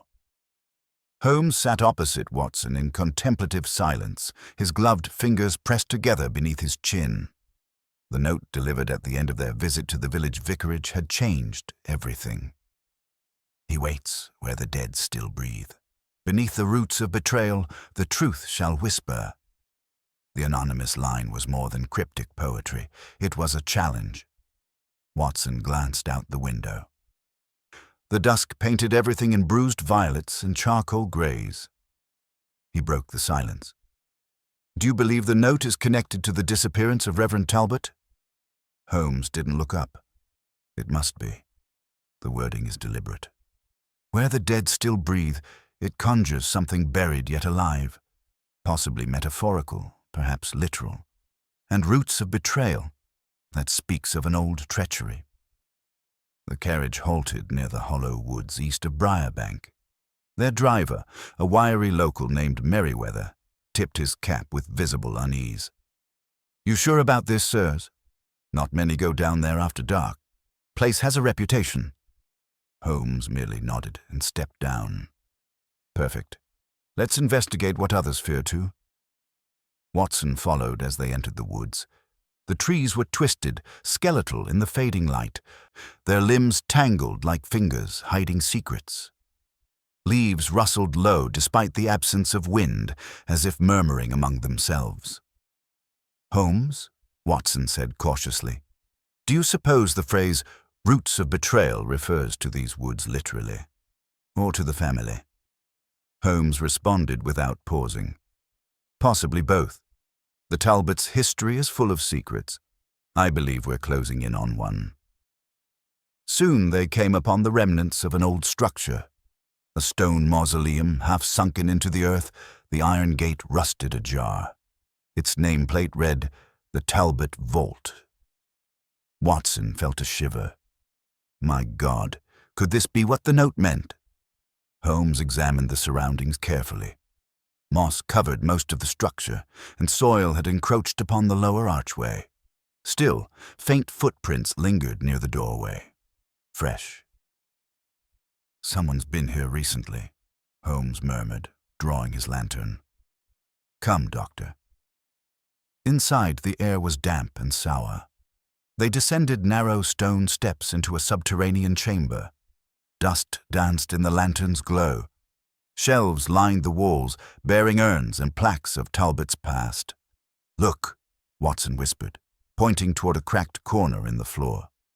Beneath the stone slab was a hollow space, barely noticeable, unless you were looking for it. Holmes crouched and pried the slab up with his cane. Inside the cavity was not a coffin, but a trunk. Locked. Ancient.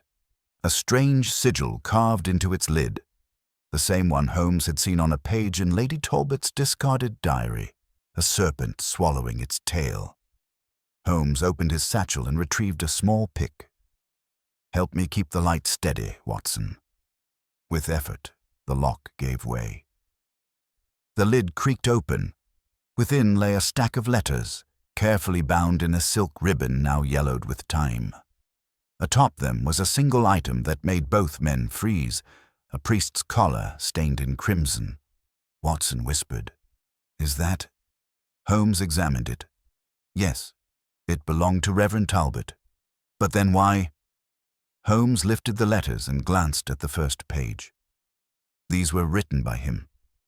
"Listen," he read aloud. I could no longer abide by the silence. I gave them sanctuary, though it meant betraying my own blood. If this is found, let it be known. The sin was not mine to carry. Watson's brow furrowed. Sanctuary? Sin? Is he speaking of the escaped convict? Holmes turned another page. No, not just one man. This goes back farther. There's mention of a child hidden under candlelight, and the lie the manor was built upon. Watson, I believe this is the confession Reverend Talbot could never give aloud. Suddenly, a creak echoed from above. Footsteps. Holmes snapped the lantern shut. "Quick, hide the letters." Watson stuffed them into his coat as Holmes extinguished the light. They both pressed into the shadowed corner of the vault. From the top of the stairs, a figure emerged, cloaked, tall, face obscured by a scarf and wide-brimmed hat. The stranger moved with caution, then stopped near the open trunk. He hissed, "Gone!" Holmes stepped into the light. "Looking for something?" The figure froze, then bolted. Holmes pursued up the steps, Watson close behind. They broke through the woods in time to see the figure leap into the thicket beyond the path. Holmes gave chase, dodging trees and brambles, the fog thickening around them like a trap. But the stranger was fast and familiar with the woods. Within minutes, he was gone, swallowed by the darkness. Watson caught up, breathless. Who was that? Holmes adjusted his scarf. I suspect someone desperate to keep that confession buried. Perhaps even someone within the Talbot household. They returned to the carriage in silence, the air between them heavy with new questions. As they rode back to Briarbank, Watson asked, what did the Reverend mean by the child? Holmes was already scanning the letters by lantern light. That, my friend, is the key to this entire mystery, and if I'm right, someone has lived a life entirely built on a lie. Chapter 14. The letter that changed. Everything. The fire crackled softly in the hearth of Poirot's hotel room, casting golden shadows across the worn pages of a half-read book. He hadn't touched it in hours. Instead, his gaze was locked on the sealed envelope Miss Fontaine had placed in his hand that very afternoon, her late father's final letter. Hastings, seated nearby with his teacup halfway to his lips, looked up. You've stared at that letter for 20 minutes, Poirot. Are you going to open it or hypnotize it into revealing its contents? Poirot smiled faintly. You jest, mon ami, but sometimes the truth lies more in the hesitation than the act. The dead have a way of speaking louder than the living. And with that, he slit the envelope open. Inside was a single sheet, thick parchment aged to a soft yellow. The handwriting was bold, unmistakably Charles Fontaine's. Poirot read aloud in a slow, deliberate voice. If anything happens to me, seek the truth in the pages of The White Widow. Not the play. No, but the book. Only then will you understand why I never left the theater. Why I couldn't. The betrayal is not mine to reveal, but my silence has cost lives. One page in particular holds the truth, but the ink has always been invisible, until bled on. Tell Clarice to forgive me. Poirot set the letter down with reverence. Hastings leaned forward. The White Widow? That was one of Fontaine's earliest works, wasn't it? A novel before it became a stage play? Just so, Poirot murmured, fingers steepled. It was said to be heavily autobiographical. a man tormented by a secret, trapped within his own creation. But bled on? Mon Dieu. Fontaine meant for this to be literal. Hastings frowned. Surely not actual blood? Poirot's brow furrowed. Perhaps not blood, but something containing iron. Ink. Red wine. Anything that could react with invisible ink, non? He rose suddenly and strode to his desk where a pristine copy of The White Widow, retrieved from Fontaine's study earlier that day, rested beneath his gloves. Carefully, Poirot turned the pages. "Tell me, Hastings, what do we know of invisible ink?" "Well, certain inks become visible when exposed to heat, others when they react chemically." Poirot nodded. "Oui, and Fontaine was a man of theatrics, of mystery." He flipped quickly through the book until he reached the dog-eared page he had noted earlier, Chapter 13, where the protagonist confesses to a hidden affair that led to a man's ruin. Poirot held it to the firelight. Nothing. Then he drew a match, lit it, and hovered it just beneath the page's surface. Hastings watched in stunned silence as faint letters began to emerge. Thin, delicate, and spidery. A hidden confession. Poirot's eyes widened. C.G. was never the villain. He only acted to protect the truth about M, who pulled the strings from the shadows. The fire, the threats, all of it was orchestrated by her. I remained silent to shield them both, but I cannot anymore. Poirot turned to Hastings. "C.G., that's Claude Gravois, and Mireille." Hastings finished, his voice a whisper. Poirot gave a single, solemn nod. "Indeed. She is not the grieving starlet we assumed. She was pulling strings before the curtain ever rose." Hastings' brow furrowed. "But why would Fontaine protect her? What was she to him?" Poirot sighed. "That, my friend, is the final piece. He loved her, perhaps still did, even knowing what she'd done." Outside, a storm had begun to gather, thunder low and brooding. Poirot folded the letter back into its envelope and tucked it into his coat. "It is time, Hastings. The curtain must fall on this performance, and the truth must take center stage." They left the hotel and stepped into the night, the weight of the revelation pushing them onward, toward the theater where Mireille waited, her spotlight soon to become an interrogation lamp. Chapter 15. Beneath the dust of yesterday, Poirot sat in the study of Miss Lindale's late brother, now converted into a storage room lined with musty bookcases, a mahogany writing desk gathering dust under layers of neglected parchment and curling photographs. He stared at the faded ink of a letter dated 4 years prior. The paper trembled slightly in his hand, not from age or frailty, but from the simmering certainty of revelation. Hastings leaned against the doorframe. "That's the 3rd time you've read it. What are you seeing that I'm not, Poirot?" Poirot didn't answer immediately. Instead, he rose and walked to the cracked glass window overlooking the back gardens. The evening sun filtered through in drowsy orange strips. "There is something very old," Poirot said at last, "that casts a very long shadow, mon ami. This letter from Arthur Lindale speaks of a certain regret, not over a business transaction, not over personal failure, but over a misjudgment of character. Read between the lines, and it is almost a confession." "To what?" "That," said Poirot. "We shall soon find out." He turned briskly and moved toward a battered filing cabinet tucked in the corner. With meticulous care, he examined the drawers, then reached behind it and extracted a false panel hidden at the base. "A clever man hides things not in locked drawers, but in the illusion of disorder," he murmured. From the hollow came a thin ledger, worn at the spine. Poirot flipped through the entries, each one carefully recorded in Arthur Lindale's hand. Loans, charitable contributions, company disbursements. And then one entry caught his eye. July 12th, £4,000. Cash, no record issued. He tapped the line with his finger. It was paid, but not to any organization or supplier. It was handed over to someone. Hastings furrowed his brow. Blackmail. No, Poirot said softly. A bribe. By dusk, Poirot and Hastings were seated across from Inspector Merton in a lamplit drawing room. The quiet crackle of the fireplace gave the space an oddly confessional air. "You wanted to speak with me urgently?" Merton asked, his gaze switching warily between them. Poirot nodded. "Inspector, you are a man of logic.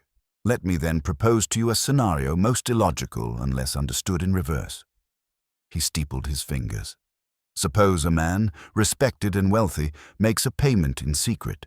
He then drafts a letter of vague regret. Shortly after, he dies.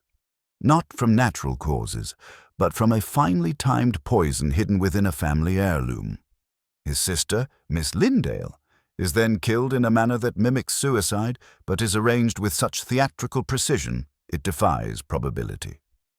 "You think the two deaths are connected?" Merton asked. "I do not think, Inspector," Poirot said firmly. "I know."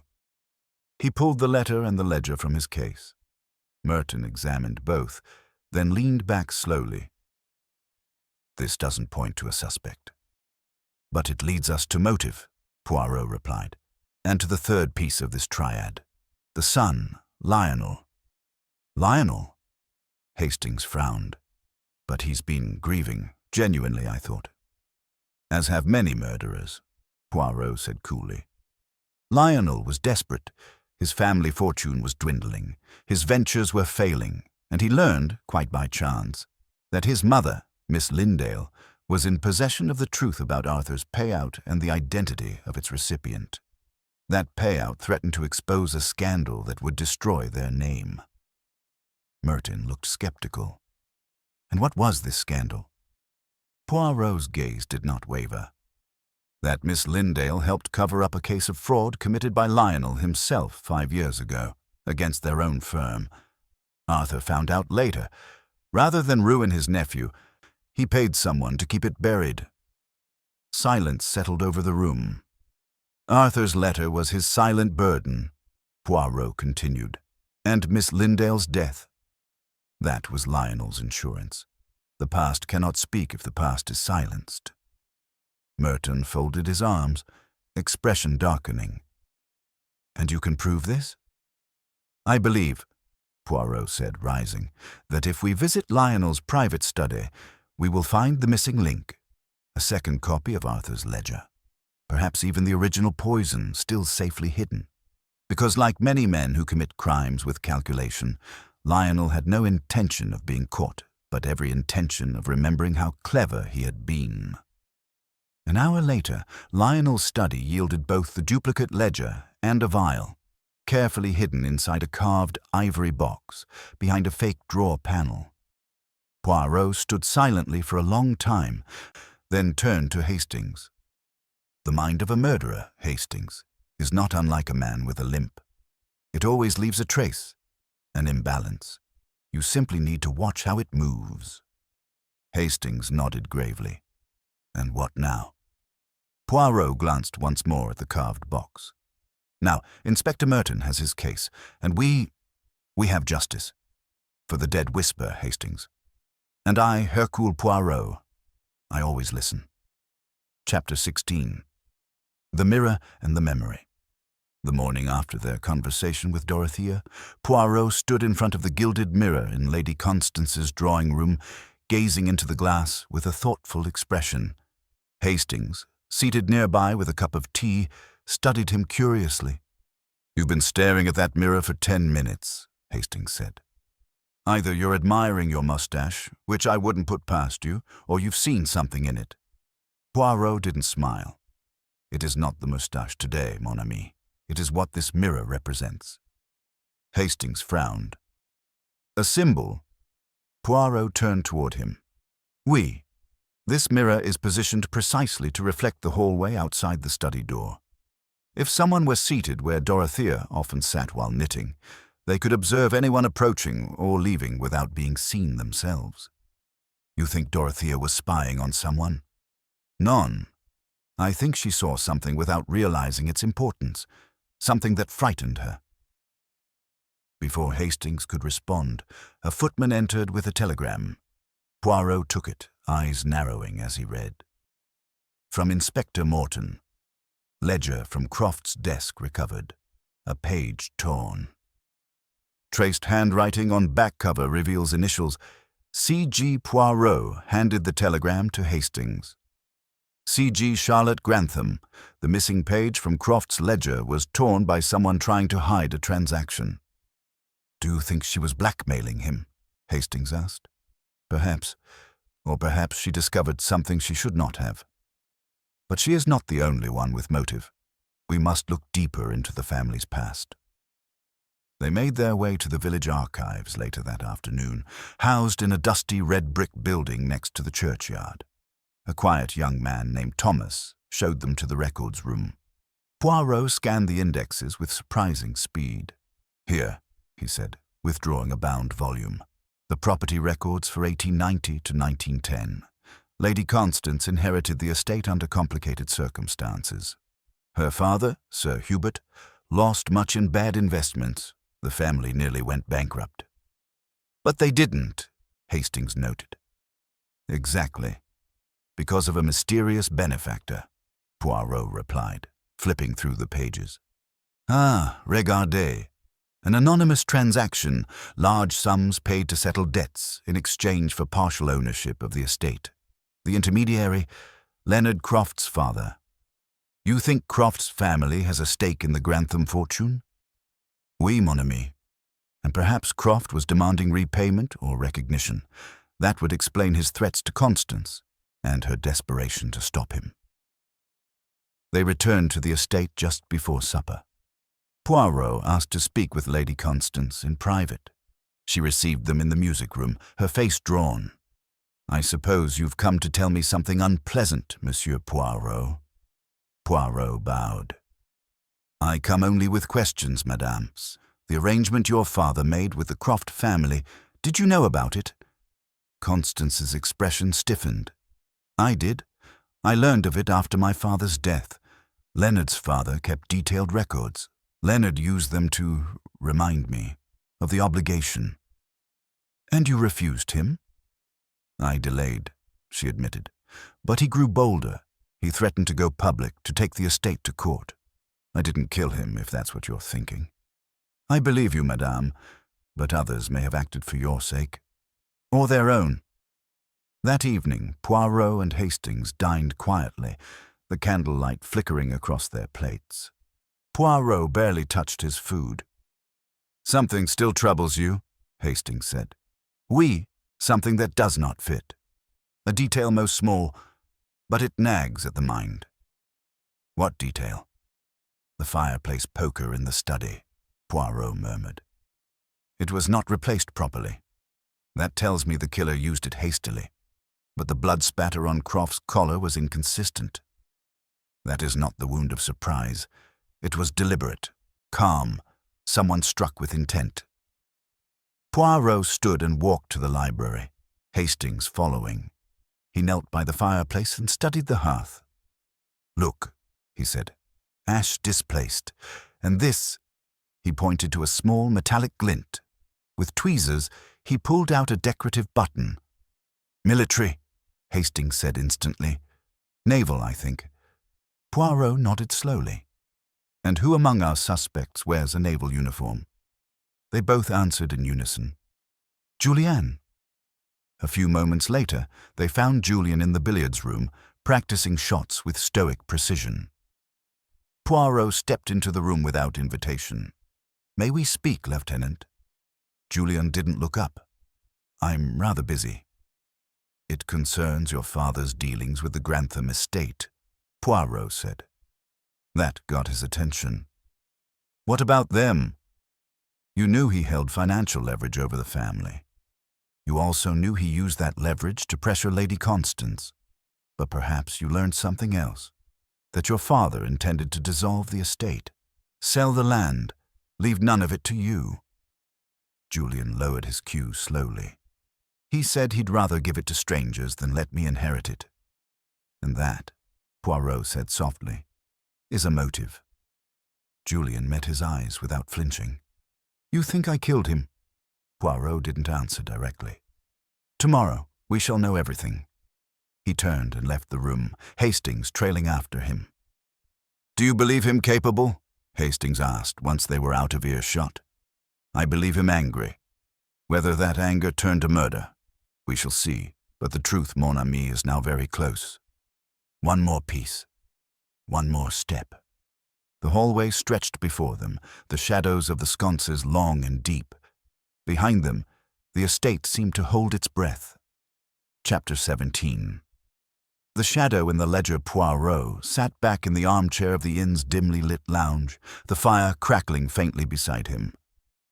Captain Hastings, legs crossed and brow furrowed, leaned forward, watching Poirot study the old account book they had retrieved from the solicitor's office in town.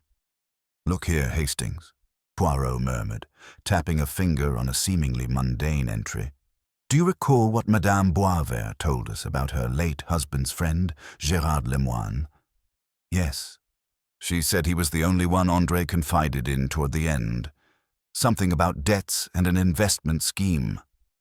Exactement, Poirot said. Now look, this name, G.L., appears not once, but 3 times over the span of 6 months, each time corresponding to a substantial withdrawal from a joint account under the name of one. André Boisvert. Hastings frowned. So you're saying Lemoine might have been blackmailing him? No, not blackmail. Something more insidious. These entries are coded, disguised as payments for estate consultation. But in truth, André was likely funding something under pressure, or perhaps in fear. Hastings leaned back. And yet Madame Boisvert said André never left the estate in those final months. Where could the money have gone? Poirot closed the ledger gently. To someone who came to him. Someone already inside the estate, or at least nearby. A silence settled between them, the pieces beginning to drift into alignment like stars over a midnight field. Before they could speak further, a knock came at the lounge door. It was Juliet, the maid. She looked pale, her hands trembling slightly. Monsieur Poirot. There is something you must see.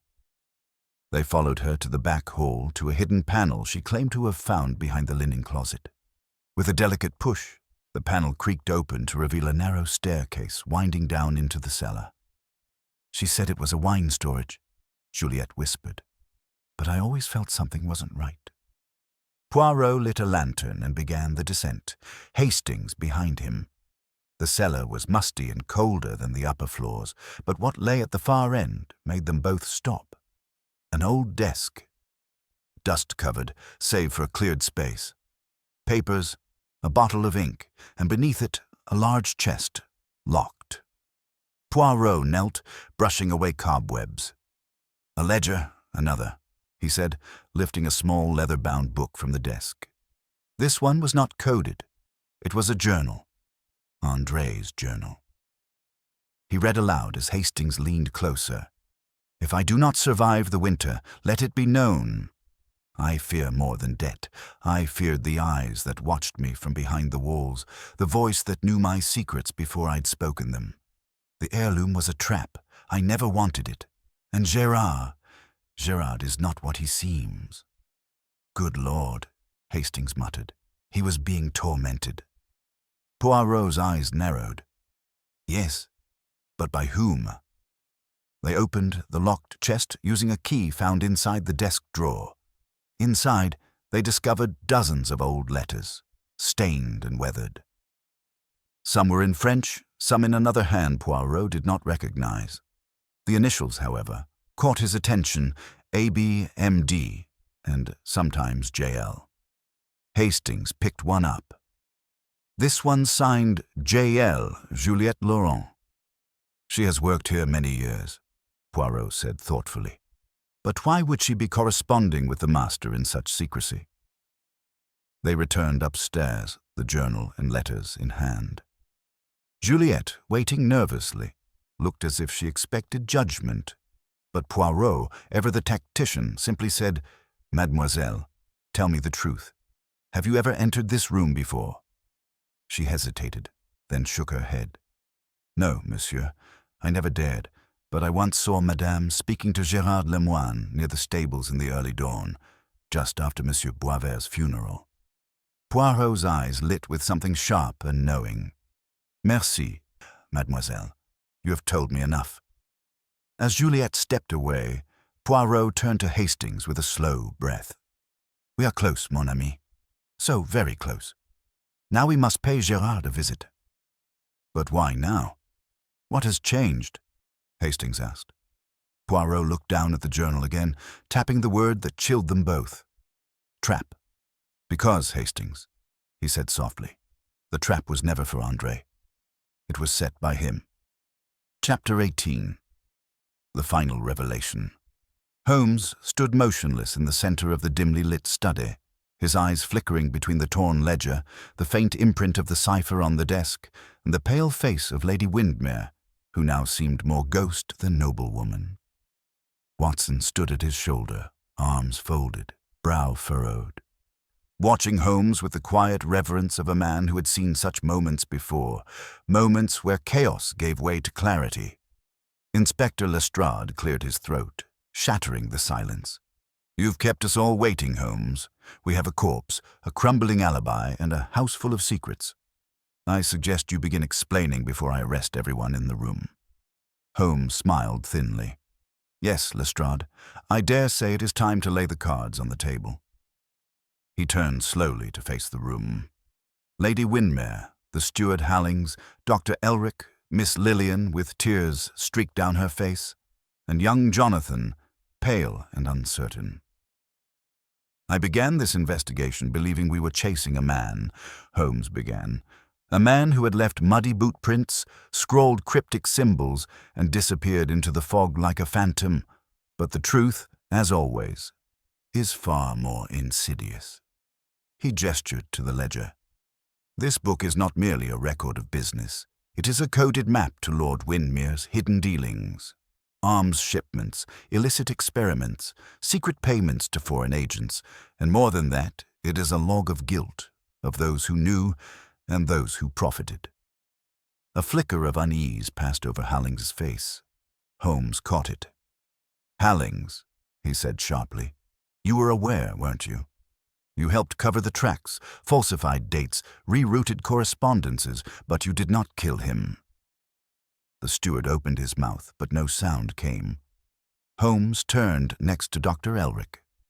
"You, Doctor, were drawn in for your knowledge of alchemy and rare poisons, perhaps under duress, perhaps with incentive. You created something Lord Windermere believed would protect him. In truth, it weakened him." Elric's eyes flashed. "I warned him.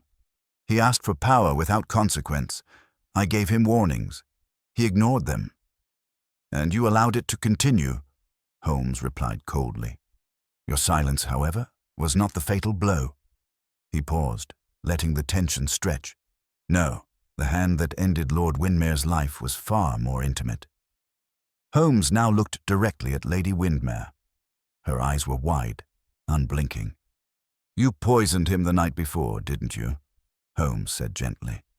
"You knew of his secret ledger, his plans to flee with your family's fortune and leave behind this ruin. You watched as he spiraled into paranoia, obsession, cruelty. You waited. And when you saw he was vulnerable, physically and mentally, you acted."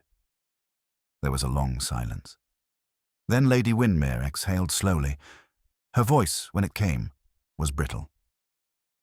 "I never intended it to go so far. I wanted only to make him sleep, to stop the rage, the threats to Lillian, the way he spoke of Jonathan like a pawn on a board. But something changed in him after the last experiment. He became unhinged." She sank into the chair. "I added a single drop to his wine, the same tincture Elric had used before. He collapsed during the storm. I thought he'd recover, but when the fog cleared, he was cold." Miss Lillian began to sob. Holmes moved softly across the room, closing the ledger. "You protected your children, Lady Windermere, and yet the price was terrible. The truth is not always just. But it must be known. Lestrade stepped forward, a complicated expression on his face. I'll need a full statement, and there will be an inquiry. She will cooperate, Holmes said. But remember, Lestrade, this is no ordinary crime. This is the echo of a greater corruption, one that must be buried with the man who orchestrated it. Lestrade hesitated, then nodded. We'll handle it delicately. Outside, dawn was breaking. The fog had begun to lift. Holmes and Watson walked side by side through the garden, the frozen statues now seeming more lifelike in the pale morning light. Watson finally spoke. You knew from the beginning, didn't you? Holmes gave a small nod. I suspected. The clues were too personal. The wounds are too clean. The ghost we were chasing was never a stranger. It was guilt, regret, fear, all cloaked in shadows. They reached the front gate. And yet, Holmes said, pausing, even in a house built on lies, there are traces of truth worth salvaging. Watson looked back at the manor. What now? Holmes lit a cigarette. Now we go home. London awaits, and so do other phantoms. As the morning sun spilled across the moors, the case of the Windermere estate came to a close, not with triumph, but with the quiet certainty that even in the deepest fog, justice can find its way through.